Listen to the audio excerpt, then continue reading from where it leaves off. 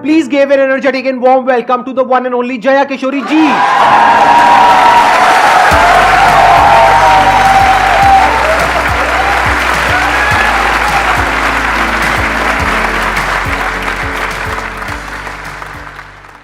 इनकी स्माइल में इतनी पॉजिटिविटी है, आई थिंक इनको कुछ बोलने की जरूरत ही नहीं है। अगर ये पूरे सेशन में यहाँ पर सिर्फ बैठ करके स्माइल करती रहे तो आई थिंक ये सेशन बहुत अच्छा हो जाएगा। इनका एक मोटिवेशनल चैनल भी है। इनफैक्ट आपकी कुछ वीडियोस देख करके मैं खुद मोटिवेट हुआ हूँ, and I am not kidding.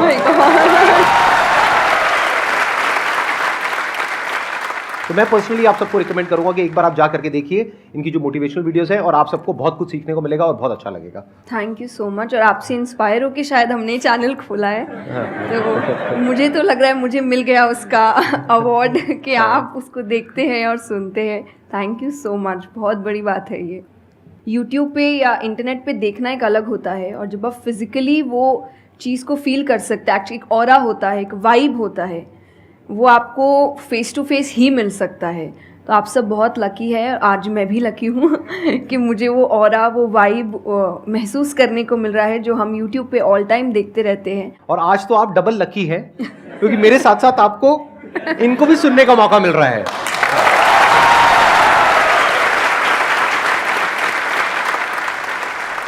आपके मन में जो भी क्वेश्चंस है, जैसे भी क्वेश्चंस है, आप इनसे पूछ सकते हैं। First of all, thank you very much for giving me this opportunity. I want to ask you कि like आपने ये क्यों चूज़ किया कि you want to go into spirituality, कि मुझे इस चीज़ में ही जाना है? टू बी वेरी ऑनेस्ट, मैंने चूज़ नहीं किया था, इस स्थान ने मुझे चूज़ किया था, क्योंकि मैंने शुरुआत 6 साल की उम्र से की थी।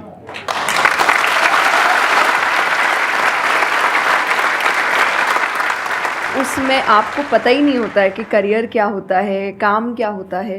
तो मैंने कुछ भी सोचा नहीं था, मेरे सामने चीज़ें आती गई, मुझे अच्छी लगती गई और मैं करती गई। और इसीलिए मैं हमेशा कहती हूँ अपने अंदर के बच्चे को ज़िंदा रखिए, क्योंकि वो कभी भी ये नहीं देखता इससे मेरा फ़ायदा होगा, या उसको अच्छी लगती है चीज़ और वो करता है।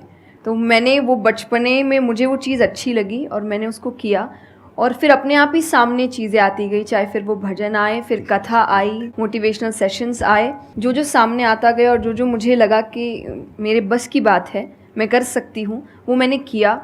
और फिर मुझे पता ही नहीं चला कि कब सिचुएशन कहाँ हो गई। जब मुझे समझने का मौका मिला कि चलो कुछ बनते हैं, मैं ऑलरेडी बन चुकी थी।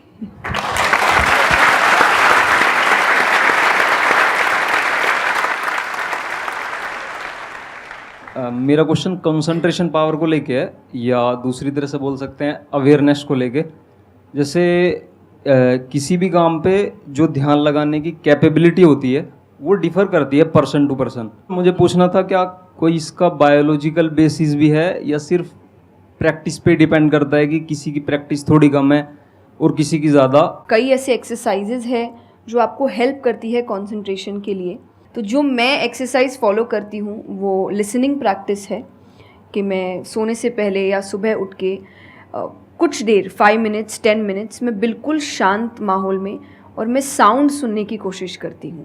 और ऐसा माना जाता है कि जिस दिन आपको 5 से ज़्यादा साउंड सुनने लग जाए, और 5 का मतलब हुआ कि ऐसा नहीं कि आपके घर में टीवी और मिक्सी और सब चल रहा है तो आप कहे कि अरे भाई 5 साउंड सुनाई दे दिए, नहीं। जब शांति हो तो वो एक बहुत अच्छी प्रैक्टिस है जो आपके दिमाग को हेल्प करती है किसी एक चीज़ पर ध्यान लगाने के लिए। तो आप ऐसे कंसंट्रेशन पावर के एक्सरसाइजेज होती कर सकते हैं, और जो मैं करती हूँ मैंने आपको बताया, मैं रोज़ करती हूँ। अभी तक मैं 3 से आगे बढ़ी नहीं हूँ, लेकिन आई होप जल्दी 5 आवाज़ों से ज़्यादा सुनाई देने लग जाए।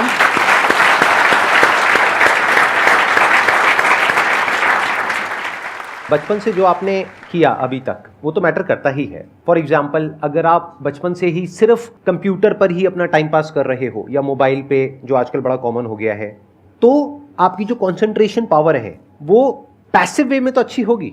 यानी कि अगर कोई कंटेंट है उसको आप कंज्यूम कर रहे हो तब तो आपका माइंड वहां पर लग जाएगा, लेकिन जब खुद ध्यान लगाने की बारी आएगी तो आप नहीं लगा पाओगे।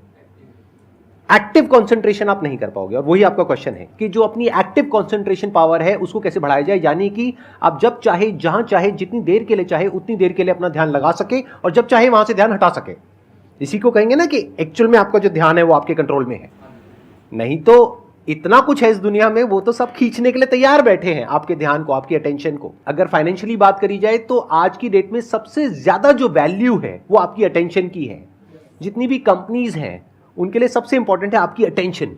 अगर आपकी अटेंशन आपके हाथ से निकल जाती है और उनके हाथ में चली जाती है तो वो हो जाएगा जो वो चाहते हैं, यानी उनको प्रॉफिट हो जाएगा, आपको नुकसान होता है हो जाए।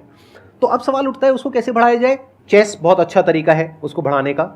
स्पोर्ट्स से आपकी कंसंट्रेशन पावर बढ़ती है। जैसे मुझे बैडमिंटन बहुत पसंद है, तो बैडमिंटन में सारा ध्यान कहां पर होता है?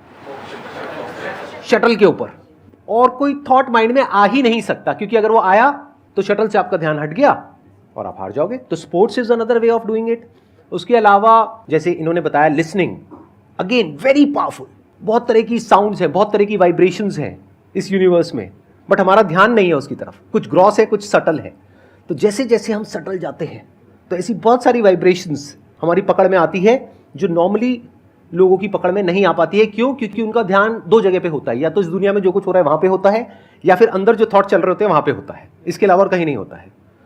तो उन वाइब्रेशंस को सुनने के लिए हमको कानों की भी जरूरत नहीं है। इवन विदाउट योर ईयर्स, अपने कान बंद करके भी आप सुन सकते हो उन साउंड्स को। तो शुरुआत वहां से करो, धीरे धीरे आप देखोगे आपका जो ध्यान है वो आपकी पकड़ में आने लग जाएगा।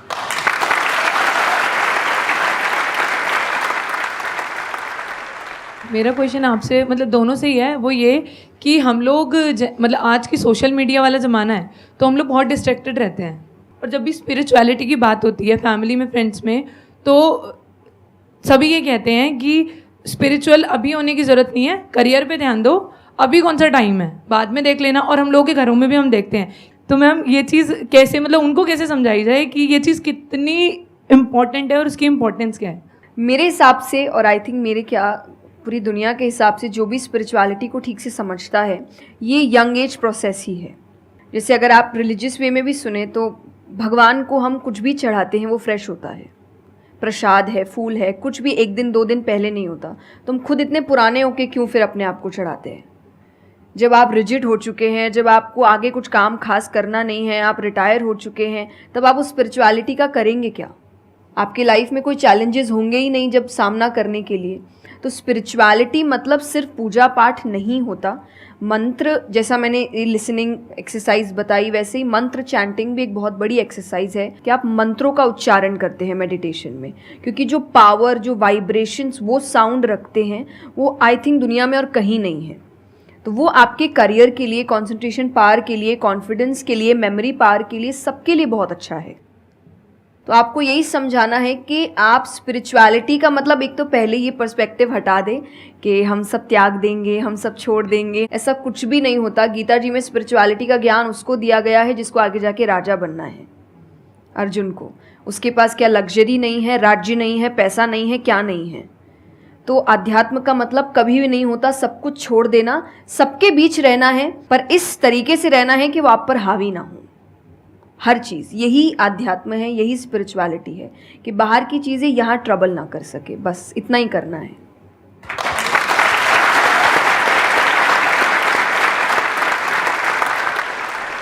अर्जुन कह रहा है कि क्या मैं सब कुछ छोड़ छाड़ के चला जाऊं? और भगवान कृष्ण उसको क्या बोल रहे हैं कि अभी जो तुम्हें करना है उस पर ध्यान दो। सब कुछ छोड़ना सॉल्यूशन नहीं है। खुद को पहचानो कि तुम क्या हो। जो प्रॉब्लम की पूरी जड़ थी वहां पर वो ये थी कि अर्जुन भूल गया था कुछ देर के लिए कि वो एक्चुअल में कौन है, जैसे हम भूल जाते हैं। तो भगवान उसको याद दिलाने का काम कर रहे हैं कि तुम एक योद्धा हो, तुम्हारा काम है लड़ना धर्म के लिए। तो भगवान उसको वो ज्ञान दे रहे हैं। ऐसे ही अगर आप एक स्टूडेंट हो तो आपका काम क्या है? पढ़ाई करना। अब आपको देखना है कि उसमें ये जो बातें हैं, इनकी बातें, मेरी बातें, या कहीं भी हमारे जो स्क्रिप्चर्स में बातें हैं, वो किस तरह से आपको काम आ सकती है वो करने में, जो अभी आपकी लाइफ की इस स्टेज में, इस पॉइंट पर आपके लिए करना सबसे इंपॉर्टेंट है। तो स्पिरिचुअलिटी दो तरीके की हो गई। एक वो जो आपको भटका रही है, यानी कि वो लोग जो खुद अच्छे से नहीं समझ पाए स्क्रिप्चर्स को, वो आपको क्या कहेंगे कि सब कुछ छोड़ दो। और दूसरे वो जो एक्चुअल में समझ गए हैं कि क्या बात करी जा रही है, तो वो आपको क्या कहेंगे कि जो भी कर रहे हो उसको करो, अच्छे से करो, पूरे ध्यान से करो, पूरी ईमानदारी से करो, उसमें कोई कमी मत छोड़ो, क्योंकि यही आपको हेल्प करेगी लाइफ में आगे कुछ भी करने के लिए। अगर आज आप अपने काम को ढंग से नहीं कर पा रहे, तो कल अगर स्पिरिचुअलिटी में आपको कोई इंक्वायरी करनी है, स्क्रिप्चर्स को समझना है, क्या वो आप ईमानदारी से कर पाओगे? आप अगर अपना काम ठीक से कर रहे हैं, आपके इंटेंशंस अच्छे हैं, आप ऑनेस्ट हैं, आप पेशेंस रख रहे हैं, आप स्पिरिचुअल हैं। तो इसीलिए आपको बस अपना काम, जो उन्होंने सही कहा, एकदम ठीक से ईमानदारी से करना है। क्योंकि अगर यहाँ ईमानदार नहीं, क्योंकि जो आपका काम है, तो फिर कहीं और तो ईमानदारी की फिर बात ही क्या कर सकते हैं हम। मैम मेरा आप दोनों से ही है मेरा क्वेश्चन कि रियल फ्रेंडशिप का एसेंस आज खोते जा रहा है। हम सैटरडे संडे को पार्टी तो कर रहे हैं फ्रेंड्स के साथ, लेकिन जब रियल फ्रेंडशिप का टेस्ट होता है तो most of the friends fail हो जाते हैं, और हम भी फेल हो जाते हैं उसमें अपने दोस्तों। हम ये तो भूल जाते हैं कि वो हमारे दोस्त नहीं है अच्छे, तो हम भी तो नहीं हैं। तो ये चीज़ हम रियल फ्रेंडशिप को आज कैसे वापस उसके एसेंस को रीजनरेट करें और खुद भी दूसरों के अच्छे दोस्त बने। दोस्ती बहुत बहुत ज़रूरी होती है, और इस पे भी मेरा एक छोटा सा वीडियो है कि आप फ्रेंड्स को आइडेंटिफाई कैसे करें, या वही जो क्वालिटीज़ है वो खुद में भी कैसे लाएं। तो सबसे पहली क्वालिटी यही है कि हम जो सिर्फ सैटरडे संडे जिन दोस्तों से पार्टी करने के लिए मिल रहे हैं, वो आपके दोस्त नहीं होते हैं। वो आप बस एंटरटेनमेंट के लिए, आपको मस्ती करना है, मज़ा करना है, तो आप मिल रहे हो। लेकिन एक्चुअल जो आपके दोस्त होते हैं ना, वो आपको भी सिखाते हैं, आप उनको भी सिखाते हैं, वो आपके साथ ग्रो करते हैं। और जैसा आपने कहा एसेंस, जैसे मैं मेरे पेरेंट्स के जो दोस्त हैं, सालों से इक्के दुक्के हैं, लेकिन अभी तक हैं। और अभी भी हम कई बार ऐसा लगता है कि आप ऐसे कैसे बात कर रहे हो उनसे, तो वो कहते हैं हमारे दोस्तों को अपने दोस्तों जैसा मत समझना कि हम एक दो बोल देंगे या एक दो चीज़ें हो जाएंगी और हमारी दोस्ती टूट जाएगी। हमारी दोस्ती इस चीज़ पर नहीं बनी है। वो अगर महीनों भी एक दूसरे से नहीं मिल रहे हैं, या एक साल तक भी उन्होंने बात नहीं की है, वो एक साल बाद भी फ़ोन करते तो वो वैसे ही होते जैसे वो एक साल पहले थे, जहाँ उनकी बात छूटी थी, बिल्कुल वैसे। तो सबसे पहली चीज़ कि यही कि ज़रूरी नहीं है आपको अपने दोस्तों से हर एक इंटरवल में मिलना है, तभी आपकी दोस्ती कायम रह सकती है। क्योंकि अब लोग आगे बढ़ रहे हैं, बिज़ी हो रहे हैं, काम कर रहे हैं, दूसरे शहरों में पढ़ने जा रहे हैं। अगर आपकी दोस्ती सिर्फ मिलने मिलाने से और मस्ती करने से, तो वो दोस्ती नहीं है। तो ये सबसे पहली चीज़ है कि जो आपको आपके सिचुएशन को समझे, वाइस वर्सा आप उसके सिचुएशन को समझिए कि दोस्ती है पर ज़िंदगी भी है, काम भी है, मेहनत भी है, परिवार भी है। सबसे बड़ी तपस्या, सबसे बड़ा तप मैं कहती हूँ गृहस्थ जीवन ही है। Thank you for the compliment. उसमें आपको इतना कुछ करना पड़ता है, वो एक सिचुएशन को समझना ज़रूरी है। दूसरा, आजकल जो एक ट्रेंड बन चुका है कि फ्रेंड्स सपोर्टिव होने चाहिए, तो सपोर्टिव का मतलब ये नहीं कि तुम गलत भी करो, तो जो कर्ण और दुर्योधन की दोस्ती थी कि नहीं भाई पाप भी कर, मार, गलत कर, मैं तो साथ खड़ा हूँ, ये दोस्त नहीं होते। ये बहुत बड़ा पॉइंट बोला है इन्होंने, अभी इसके बारे में मैं बात करूँगा। ये दोस्त नहीं होते हैं। दोस्त आपको आपके पास खड़े रहेंगे सपोर्ट में, लेकिन ये हर वक्त बताएंगे कि तुम गलत हो, तुम गलत कर रहे हो, इसकी सज़ा मिलेगी। तो ये सच्चे दोस्त होते हैं। तो आप या तो कहते हैं ना कि कृष्ण जैसे दोस्त बनो, खुद ही बनो। बात यहीं आती है, कृष्ण जैसे ढूंढने से पहले कृष्ण जैसे दोस्त बनो, कि जो हर वक्त बताने। कृष्ण कभी अलग नहीं हुए अर्जुन से। जब वो कहने लगा कि मैं नहीं लड़ सकता, ये नहीं, उन्होंने उस वक्त बहुत डांटा कि क्षत्रिय है, ये तरीका है बात करने का, ऐसे बोलते हैं, तो इतना बड़ा महाबाहु है, बड़े बड़े नाम बताए, याद दिलाया कि तुम कितने अच्छे हो। तो सबसे बड़ा दोस्त का आई थिंक क्वालिटी यही है, जो सपोर्टिव है लेकिन गलत चीज़ों में नहीं है, वो हर वक्त सही के लिए आपके पास खड़े हैं। और तीसरा जो मैं सबसे अच्छा कहती हूँ कि आपकी और उनकी मेंटालिटी मैच होनी चाहिए। आपको ये समझना है कि अगर मेंटालिटी एक नहीं होगी, तो भले ही आप अपने पेरेंट्स को कितना ही कह ले कि हम कुछ नहीं करेंगे, अरे हम तो सिर्फ घूम रहे हैं, अरे हम वैसा कुछ नहीं करेंगे, करोगे, एक ना एक दिन ज़रूर करोगे, क्योंकि ये ह्यूमन नेचर है। आप जिसके साथ ज़्यादा समय बिताते हो, धीरे धीरे उसकी क्वालिटीज़ कुछ आपके अंदर आती है। तो ज़रूरी है कि वो बिहेवियर, वो पैटर्न, वो मेंटालिटी, वो माइंडसेट मैच होनी चाहिए दोनों की, तभी आप एक साथ ग्रो कर सकते हैं। वरना वही सैटरडे संडे मिलना और ज़िंदगी ख़राब करना, यही हो पाएगा बस। Excellent point. ये समझना इतना इंपॉर्टेंट नहीं है कि दोस्ती क्या है, ये समझना ज़्यादा इंपॉर्टेंट है कि दोस्ती क्या नहीं है। अगर आपका जो दोस्त है वो कुछ गलत कर रहा है, तो उसका साथ देना दोस्ती नहीं है। क्योंकि अगर आप गलत में भी उसका साथ दोगे तो वो और पावरफुल हो जाएगा, वो और बड़ा गलत काम करेगा। मानो आपका दोस्त पी करके गाड़ी चला रहा है, तो दोस्ती ये नहीं है कि उसको बोलना कि हाँ चल कर कर कर कर कोई नहीं, और बड़ा और बड़ा और बड़ा नहीं। उस वक्त क्या बोलना, गाड़ी रोक, मैं उतर रहा हूं। अब उसके बाद आपका क्या होगा वो बाद में देखेंगे, वो डिपेंड करता है कि आपको कहाँ उतारा उसने। जो इन्होंने एग्जाम्पल दिया दुर्योधन वाला, बहुत इंपॉर्टेंट है वो समझना। ऐसे लोगों से दूर रहो, ये दोस्ती है। दोस्ती को तोड़ देना दोस्ती होता है बहुत बार। कई बार लाइफ में ऐसा पॉइंट आ जाता है जो एक धर्म संकट के जैसा होता है, जहां पर जा करके आपको साफ नजर आ रहा होता है कि ये जो इंसान है ये सिर्फ अपना ही नहीं मेरा भी सर्वनाश कर देगा। ऐसे लोगों को छोड़ देना दोस्ती है। फिर अगर उसके अंदर इंसानियत वापस से जागती है तो वापस से वो अगर आपके पास में आता है तो ठीक है, नहीं आता है तो कोई बात नहीं, छोड़ दो ऐसे दोस्त को। तो बड़े ध्यान से चुनना अपने जो दोस्त हैं। जो इन्होंने कहा संगति बहुत इंपॉर्टेंट है लाइफ में, इसीलिए पहले के जमाने में सत्संग की इतनी वैल्यू होती थी। हर घर में एक सत्संग हॉल होता था एक जमाने में। आज जैसे हम सत्संग का नाम सुनते हैं हमारे माइंड में कुछ और ही आने लग जाता है। सत्संग मतलब सत्य के संग। सत्य मतलब वही जो इन्होंने कहा कि जब कोई सही रास्ते पे चल रहा है तो उसका साथ देना, और कोई झूठ के रास्ते पे चल रहा है, कोई गलत काम कर रहा है तो उसका साथ छोड़ देना। तो सत्य के साथ रहना, वो लोग जो सत्य बोलते हैं, वो लोग जो सत्य की राह पे चल रहे हैं, वो लोग जो धर्म की राह पे चल रहे हैं। ये वर्ड सुनने में आपको थोड़े से पुराने लगेंगे, लेकिन अगर इसकी डेप्थ को आप समझोगे तो अंदर से आप समझ पाओगे कि मैं क्या बोल रहा हूं, किस लेवल से बोल रहा हूं। Hello sir, hello ma'am. Ma'am मतलब कई बार हम सुनते भी हैं, बहुत जगह देखते हैं, और कई बार बहुत बार हम पढ़ते भी हैं। मैम मुझे ये पूछना है कि मैम भक्ति क्या है, मतलब भक्ति क्या होती है? आज ये ज़माना अलग हो गया है कि भगवान से भी लेन देन का मामला चल रहा है कि आप मेरा ये काम कर दो तो ये हो जाएगा, और काम एक भी नहीं हुआ तो भगवान बदल ले, कि भाई कहीं और माथा टेकते हैं, यहाँ तो काम हो नहीं रहा। तो ये भक्ति नहीं होती। तो एक तो जो परसेप्शन भक्ति का बन गया है कि भजन कीर्तन पूजा पाठ कर लिया और भक्ति हो गई। भक्ति का असल मीनिंग है सरेंडर, समर्पण। और समर्पण व्यक्ति कब करता है? जब पहला चीज़ विश्वास होता है कि वो जो भी करता है वो सही करता है। मुझसे कई बार लोग पूछते हैं कि आप बहुत ज़्यादा डिप्रेशन में नहीं जाते, या कोई आपने सब कुछ देखा है, चाहे स्ट्रगल है, इंसल्ट है, रिजेक्शन है, हर फील्ड में हर चीज़ होती है। अगर आप आगे बढ़ रहे हैं, कोई पोजीशन पे जाने की कोशिश करें तो आपको इनका सामना करना पड़ेगा। ये ज़िंदगी के साथ आता है तो आपको सामना, लेकिन मुझे कभी दिक्कत नहीं दी ये चीज़ें। क्यों? क्योंकि जो मैंने कहा समर्पण, मुझे पता है कि एक ऐसी शक्ति ऊपर बैठी है जो मेरा बुरा नहीं चाहती। तो कई बार बुरी चीज़ें भी मेरी ज़िंदगी में हो रही है, मुझे पता है वो मेरे अच्छे के लिए है क्योंकि वो कर रहा है। तो ये समर्पण, ये भक्ति है। तो ये आपको हारने नहीं देती। क्यों हारेंगे आप? क्योंकि आपको पता है ना कि वो हारने देगा नहीं।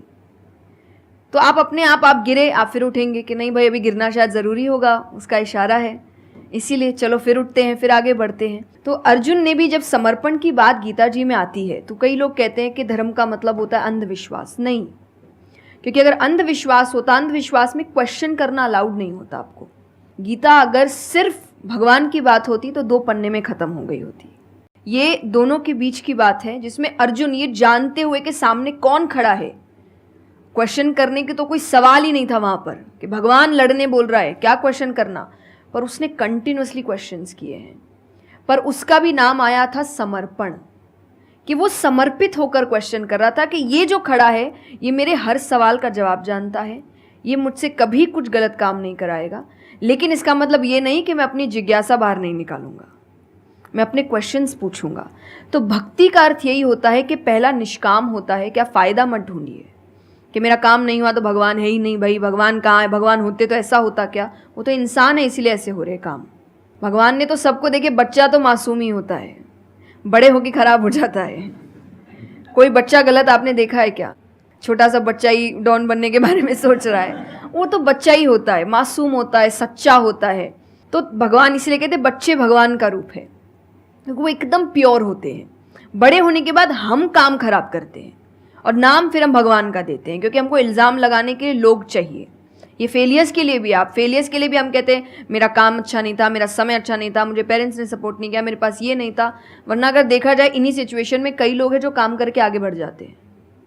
तो करने वाला तो कर लेगा, नहीं करने वाला इल्ज़ाम लगाएगा। तो वो इल्ज़ाम अभी हमें ऐसे दिखता है एक ऐसा कोई है जो सामने तो खड़ा नहीं है, भगवान लगाओ इल्ज़ाम। एक फ़ोटो है ना इंटरनेट पे कि एक भगवान खड़े, छोटी बच्ची खड़ी है, छोटी बच्ची के हाथ में एक टेडी बेयर है, तो भगवान वो मांग रहे हैं और वो बच्ची बोली मुझे बहुत अच्छा लगता है, मुझे नहीं देना। उसको नहीं पता कि भगवान के पास पीछे एक बड़ा सा टेडी बेयर रखा है और भगवान उसको कह रहे कि बस दे दो और मुझ पे विश्वास रखो कि वो दे दो छोटी चीज़ जो तुमसे, आपको वो बुरी लग रही है उस वक्त कि मेरे साथ गलत हो गया या मेरा छोटा काम नहीं हुआ, मैंने तो इतनी पूजा की थी, इतना काम किया था, शायद तुम उस काम के लिए नहीं बने हो, तुम और बड़े चीज़ के लिए बने हो। तो निष्काम क्या है कि आपकी भक्ति निष्काम है, स्वार्थ से नहीं बनी है, तो भक्ति आगे बढ़ेगी। दूसरा सरेंडर, कि मेरे हर सवाल का उत्तर सिर्फ उसके पास है। तो ये दो चीज़ें भक्ति बनाती हैं।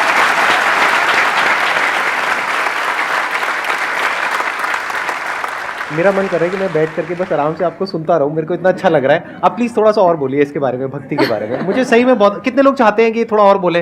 हाँ, क्योंकि इनसे अच्छा कोई नहीं हो सकता इसके बारे में बोलने के लिए। मेरे को पता है आपके पास में और बहुत कुछ है बोलने के लिए, थोड़ा सा आप प्लीज़ और बोलिए। ये दो चीज़ें जो भक्ति में। तीसरा हम जब करते हैं सत्संग, जो उन्होंने कहा सत्संग का एक सत्य के संग, तो सत्य कौन है? जब हम शास्त्रों में देखते हैं सबसे पहला श्लोक जो श्रीमद् भागवत में आता है वो भगवान का स्वरूप बता रहा है, उसमें है सच्चिदानंद रूपाय। सच्चिदानंद का मतलब होता है तीन चीज़ें मिलकर बनती है, वो है सत, चित और आनंद। जो ये तीन चीज़ों को जीवन में समझ लेगा सही से, उसने भगवान को समझ लिया, क्योंकि भगवान का रूप ही सच्चिदानंद है। तो सबसे पहला है सच, जो कहा गया सच की राह पर चलो। जो हम ये एक्चुअली आपने एग्जैक्ट वर्ड उस वक्त बोले, मैं अपनी कथा में भी कहती हूँ कि आजकल हम इतनी छोटी छोटी बातों पे झूठ बोलते हैं कि हम किसी से मिलने जा रहे हैं और हम घर से भी नहीं निकले, अरे 5 मिनट, अरे सिग्नल पे खड़ा हूँ, अरे बस पहुँच गया, अरे क्या हो गया, वो 2 बातें तो सुनाएगा ना सिर्फ कि तुम समय लेकर नहीं आए, पर हम इतनी इतनी सी बातों में झूठ बोल रहे हैं। ये हमें लगता है कि कोई बड़ी बात नहीं, पर ये बहुत बड़ी बात है कि आप इतना भी सच का सामना नहीं कर सकते, और फिर हमें लगता है कि हम लाइफ की जो प्रॉब्लम्स है उसका सामना कर लेंगे, खुद के सच का तो सामना कर नहीं पा रहे हैं। जिंदगी का सच सामने आएगा तब तो बैंड ही बज जाएगी पूरी, क्योंकि वो कठिन है। जिंदगी आसान नहीं है, किसी के लिए नहीं, भगवान के लिए भी नहीं हुई। आप राम जी को उठाइए, कृष्ण जी को उठाइए, जब तक यहाँ रहे कोई सुखी नहीं रहा।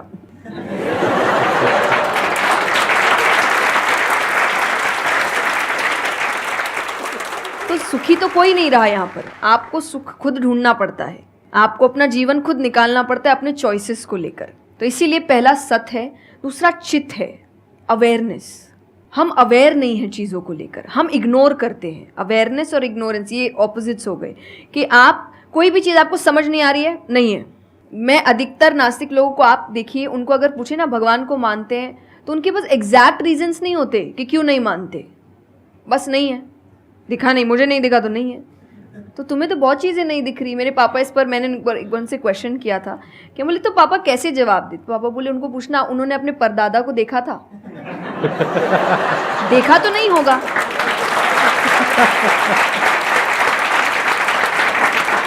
सुना है, दादा से सुना है, पापा से सुना है कि थे, मैंने तो नहीं देखा, तो मैं बोल दूं वो थे ही नहीं।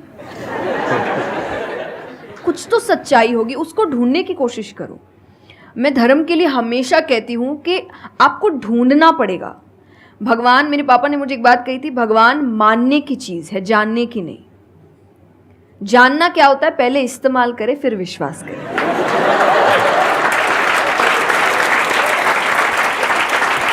कि पहले देखेंगे है कि नहीं है, फिर बताएंगे, तो वो तो भगवान है, वो कहेंगे देख मैं भी घुमाता हूँ। वो भगवान है भाई, उनको अगर आप बोलोगे कि मेरे सामने आ, मुझे दिखा तू है कि नहीं, तो बोलेंगे घूम, नहीं दिखाता, कभी नहीं हुई, नहीं जा। तो भगवान मानने की चीज़ है, मानो वो अपने आप जना देंगे वो कहाँ है। तो भगवान के लिए माना गया कि पहले आपको मानना पड़ता है, दैट इज सरेंडर, कि मैं मानता हूँ, मैं इसीलिए पढ़ रहा हूँ। अधिकतर लोग अभी पढ़ क्यों रहे हैं, जान क्यों रहे हैं? गलत साबित करने के लिए।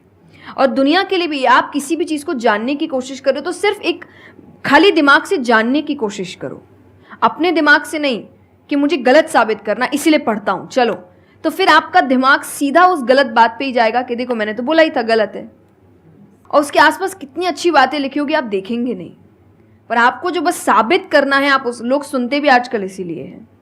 मैं कथा में एक बात कहती कि बस आजकल कथा ही बची है सुनने वाली चीज़, वरना आप कहीं भी 2 लोगों को देखिए वो बोलेगा मैं बोलता हूँ, नहीं मैं बोलता हूँ, नहीं मैं बोलता हूँ। दुख देखिए किसी के, प्रॉब्लम्स को एक बोलता है अरे मेरी ज़िंदगी अच्छी नहीं चल रही, अरे मेरी उससे भी खराब है। आप किसी से मदद भी कहाँ मांगेंगे कि वो एक दुख सुनाओ वो 4 सुनाता है, तो क्या ही मदद मांगे कि तो मेरे से दुखी है, तू मेरे से और 500 रुपये रख भाई। ये तो तो लोग हर वक्त कोई सुनना नहीं चाह रहा, और सुन भी रहे हैं तो इसीलिए कि ताकि बस मैं बोल सकूं, कि ये ख़त्म करे बस, जल्दी से ये चुप हो ताकि मैं बोलूं। तो ये बंद करिए। भगवान ने अर्जुन की पहले पूरी बात सुनी थी, एक बार भी बीच में इंटरप्ट नहीं किया, उसकी पूरी बात सुनी। क्यों? तभी वो आंसर ठीक से कर पाएंगे। अगर आप बीच में हर चीज़ में इंटरप्ट करेंगे, लोगों के ओपिनियंस में इंटरप्ट करेंगे, तो आप उनकी बात को नहीं समझ पाएंगे। जितना सुनेंगे उतना सीखेंगे, क्योंकि बोलोगे तो वही जो आता है, पर सुनोगे तो कई बार ऐसी चीज़ें पता चलेगी जो नहीं पता, जो नहीं आता है। तो सत्संग यही है। आप लोग एक काम करो, अपना मोबाइल ऑन करो और अपने घर पे फोन कर दो कि शाम तक हम यहीं बैठे हैं। मतलब मेरा मन तो नहीं है यहाँ से आज उठने का, मेरा मन है आराम से बैठ करके इनसे सुनने का। मुझे तो बहुत अच्छा लग रहा है, लेकिन आई एम नॉट श्योर कि इनके पास में इतना टाइम होगा या नहीं होगा। आप प्लीज, आई एम सॉरी, मैंने आपको इंटरप्ट किया। नहीं नहीं, बिल्कुल। तो यही छोटी छोटी बातें हैं, देखिए। और आनंद का मतलब एक्चुअली परमानेंट हैप्पीनेस होता है, जो आपको भगवान के साथ ही मिलता है, कि आपको किसी की ज़रूरत नहीं है, बाकी सब कुछ टेम्पररी है। और टेम्पररी खुशियों के लिए भगवान ने अर्जुन को लड़ने के लिए इसलिए नहीं बोला था कि तेको राज्य मिल जाएगा, खुशी मिलेगी, पैसा मिल जाएगा। नहीं, एक परमानेंट हैप्पीनेस थी कि मैंने अपना काम अच्छे से किया, उसके लिए लड़ो। तो जो भी काम कर रहे हो परमानेंट क्या है उसमें वो देखो, और ये आपकी सक्सेस पे भी काम आता है। भगवान, जैसे अब हम कहते हैं ना कि दुनिया में कुछ सच नहीं है, संसार सच नहीं, इसका मतलब क्या? छोड़ने के लिए नहीं। क्या आप पहली चीज़, जब दुख आ रहा है तो डिप्रेशन में मत जाओ, क्योंकि आप जानते हो ये भी परमानेंट नहीं है, टेम्पररी है, कल फिर ठीक हो जाएगा। खुशी आ रही है तो घमंड मत करो, ये भी निकल जाएगा, ये पोजीशन भी ज़्यादा समय तक रहेगी नहीं। तो उसको रखने के लिए काम करते रहो। तो भगवान हर चीज़ में कहते बैलेंस्ड रहो, और परमानेंट वो है उसके पीछे भागो। तो आप अपने आप ही जो दिखावे की दुनिया है, करते हम सब है और सब कुछ करना चाहिए लाइफ में, सब एंजॉय करिए, पर अगर उसको जानते हुए करोगे कि परमानेंट नहीं है, तो जैसा मैंने कहा वो यहाँ जाएगा नहीं। जैसे एक पक्षी है, आप पेड़ पे उसको बैठा दो और फिर जिस ब्रांच पे वो बैठी उसको काटने लगो, और जब तक ब्रांच नहीं गिरेगा वो नहीं हटेगी, क्योंकि उसको ब्रांच पे भरोसा है ही नहीं। उसको पता ये रहेगा ना, उसको अपने पंखों पे है कि वो जैसे ही गिरेगा मैं उड़ जाऊंगी।